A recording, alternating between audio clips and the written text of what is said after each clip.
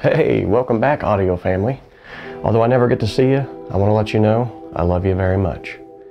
Today we're going to be talking about creating instant clarity in a mix. You know, there's nothing that can describe that moment when you take a mix out of the audio cave into the real world, and with a sense of accomplishment you hit that play button in some obscure location, whether it's a car, a Bluetooth speaker in the garage, or the audio shrine that's in the store, and then mud. Nothing but a cantankerous configuration of muffled madness. Your kick is killing your bass line is bobbing in and out of the mix like a stinking prairie dog.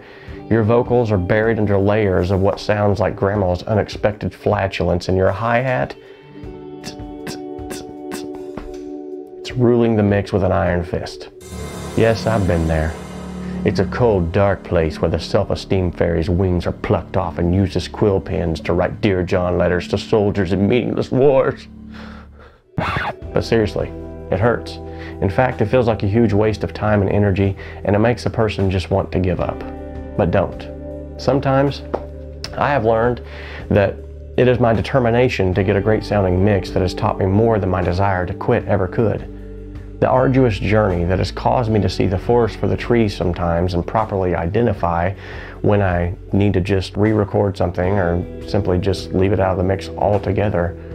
It's made me learn to focus on the big wins and to quit stressing over the things that really don't add to the grand scheme of things. So today I'm sharing with you one of those big wins. Now granted, this will not solve all of your problems, but it could get you light years closer to a more pleasing result. However, before I share this insanely simple tip with you, let's talk. Here at Home Studio Simplified, I am constantly looking for ways to help you all, and I appreciate the feedback that you've been giving me. So I'd like to ask for your help as well. I'd like to switch things up a bit and do something a little crazy every once in a while, have a little fun. Sometimes this channel can get a little too serious. So I'd like for you to make me an intro, whether it be an audio intro for the podcast or a video intro for this channel. It doesn't matter. It can be super serious, like a voiceover. Home Studio Simplified presents. Or it can be lighthearted. Hey guys. It can be in the form of a song, or it can be simply a welcome message, such as, "This is Home Studio Simplified with Robert McClellan. Take it away, Robert." I don't know. Whatever it is, just have fun with it and keep it clean. Now, for the super simple yet insanely powerful tip. First off, you need one of these.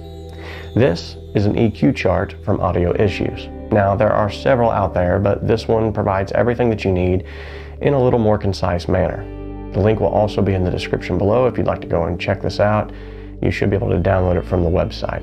And I'll also include not only the link to there, but also to some others that you might find interesting. On this chart, you'll notice that there's a frequency region for everything that is its ideal place to set in a mix. For instance, looking at the top, you'll see the male vocal range. Notice that the blue bar indicating the fundamental frequencies of a male vocal does not go below 100 Hertz. Therefore, that means that everything below 100 Hertz on the aforementioned vocal is not necessarily fundamental to your mix, and therefore, you can place what's called a high-pass filter on that vocal and effectively eliminate any low-end rumble from the track. That takes care of grandma's flatulence. Now, bass frequencies, they stack up quick because there's more information in them. All audio is measured in hertz and decibels, and those can equate to waves after calculating several factors. Typically, bass frequencies produce huge waves that don't dissipate as fast as higher frequencies, and they can fill an entire room quickly, causing all kinds of masking in audio. That masking is where the mud lies.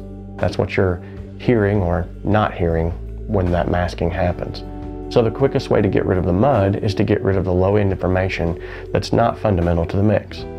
On some projects, I've placed a high-pass filter on every single track, and on others, because of the way that it was recorded, I didn't have to use any. So, just like with anything else in the audio world, use your ears to ascertain when and where those cuts are needed. I hope this has helped to simplify some of the complexities of your home studio. If it did, let me know in the comments down below. Now, if you think that I'm an idiot that deserves to have my socks burned at the stake, hey, that's fine too. Just make sure to tell everyone on the comments below so we all can bask in your superiority. Oh, and while you're loving these, or even if you despise them, subscribe anyway. Because deep down inside, I know that you're good enough, you're smart enough, and doggone it, people like you. If there's a topic that you'd like for me to talk about, let me know in the comments down below. Until next time, remember that music is the heartbeat of the soul that flows into the tributaries of hearts. So fill the world with the cadence of your drum.